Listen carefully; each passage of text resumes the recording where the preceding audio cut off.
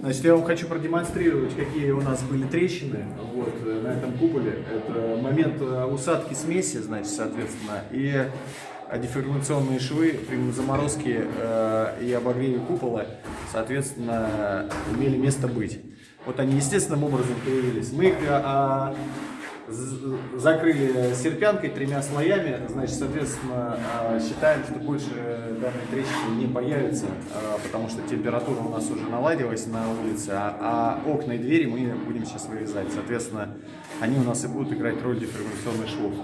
Надеюсь, что наш эксперимент удастся, и, соответственно, мы все сделаем по технологии, и больше таких у нас трещин нигде не будет, потому что в моменте отделки дома, если будут появляться трещины, это будет очень дорого.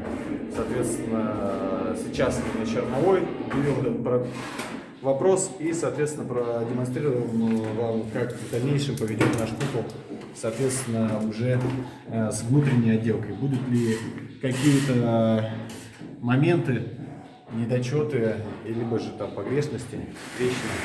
Ну, все это будет видно в следующей передаче.